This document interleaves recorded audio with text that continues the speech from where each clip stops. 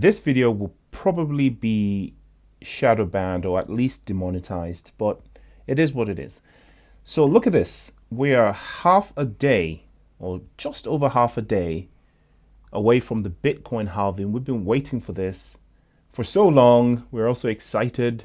Bitcoin has actually delivered before the halving by giving us an all-time high weeks before. And a lot of people are eyeing these all-time highs because, well, following this, the amount of Bitcoin that is effectively minted or mined is halved for the same amount of effort. So you'd have to work twice as hard to get the same amount of Bitcoin, or keep your effort and earn half as much Bitcoin. That's a very simplistic idea. That's why it's called the halving, right? You only get half of what you used to get for the same amount of effort. Bitcoin, of course, is a proof of work protocol, so it involves a lot of computer power, and as a lot of miners with more sophisticated equipment have joined the mining pool, it's ever more difficult now to mine Bitcoin than ever. Now, a lot of people are excited. A lot of people are talking about the sell the news. I haven't seen any sell the news yet, but then the United States is still asleep at the point of making this video. So we might yet see a dump when the market opens in the United States. But, Bitcoin is a 24-hour market. So if the whales are awake, they can do whatever they want to do at any time. The miners, of course, are also scattered around the world, scattered around the world. So obviously there is no particular time when, they do whatever they want to do. Okie dokie. So this event, though, has been absolutely kneecapped. Look at that. I've never noticed that before. Brace yourself. It's coming. That's from Game of Thrones. Very, very popular meme. Anyhow, this massive event, this highly anticipated event, has been kneecapped, guys, by this. Israel has hit back.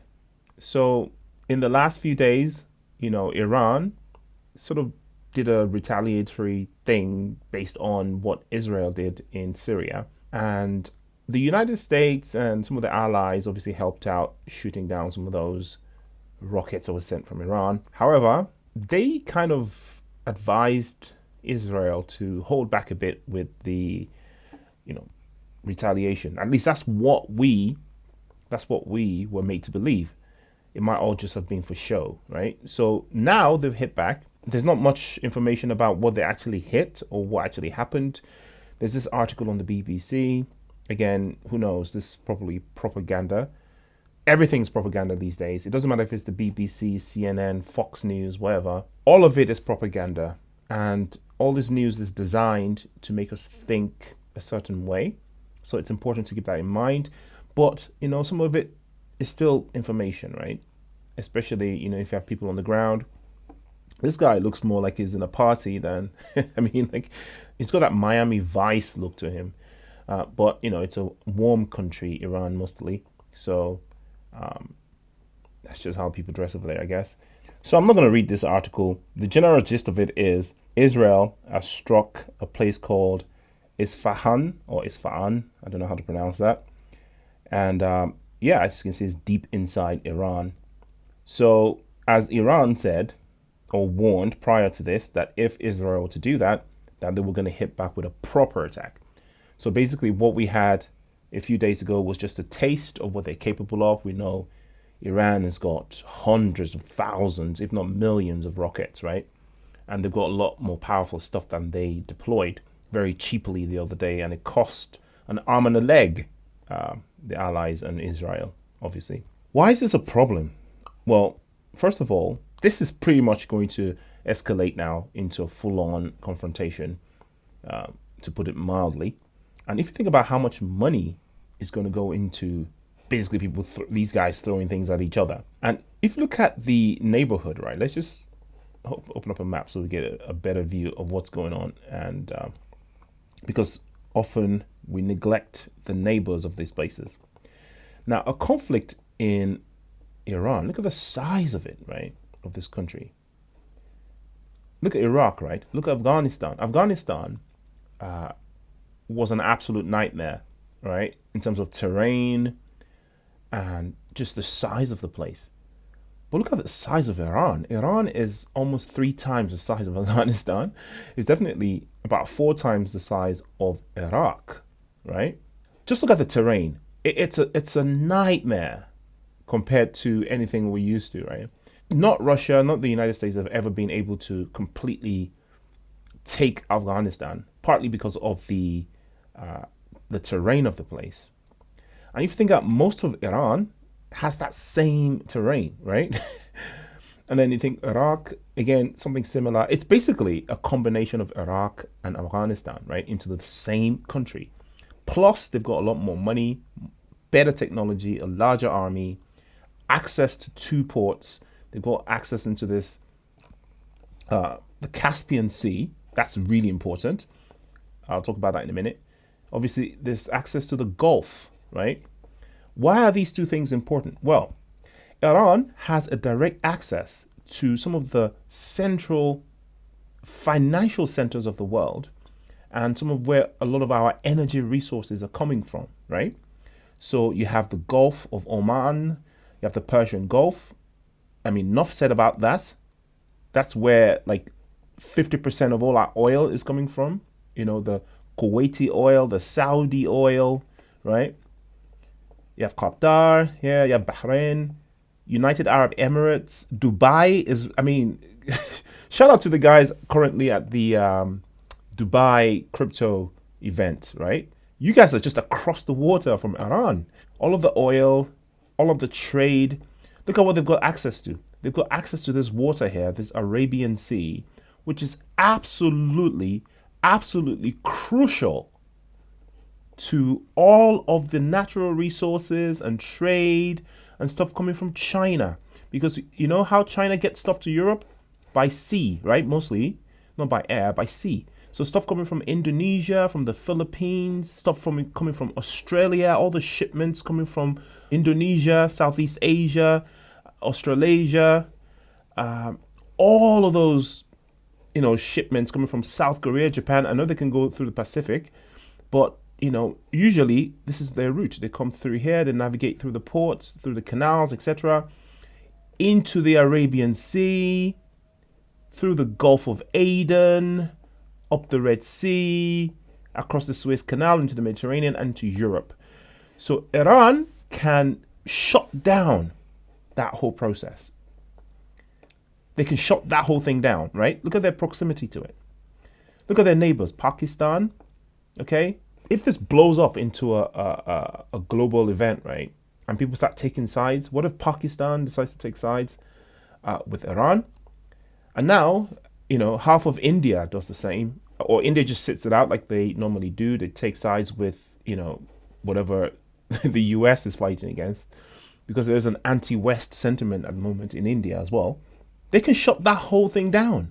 That is going to kneecap our economy much worse than it already is. Okay? Now, imagine Somalia joins in and they decide, the Houthi rebels right here. This is where they are. They're pro-Iran. They can shut down this bit here.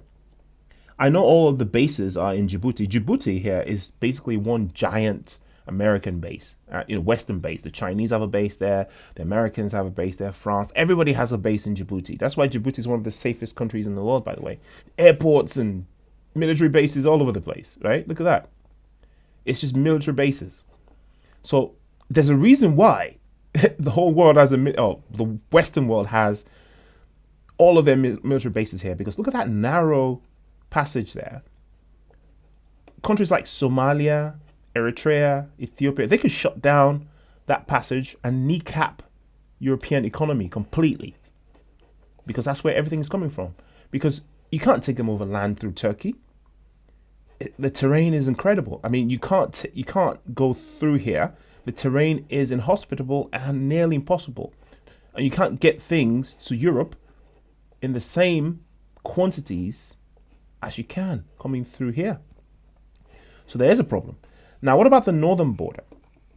Well, Iran has got access to the Caspian Sea. Look at where Tehran is, right? That's the capital, right? I believe.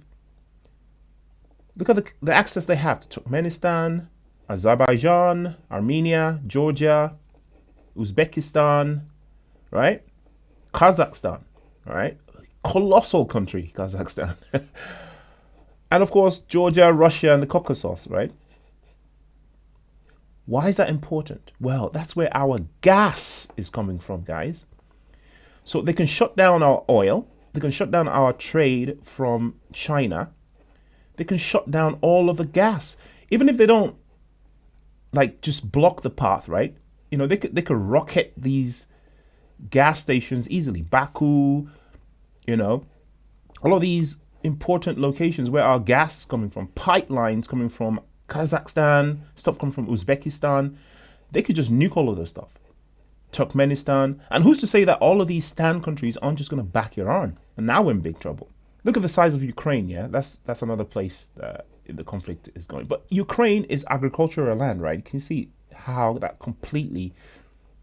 a completely green agricultural land, right? Which is where all our food is coming from. It's literally our bread basket, right?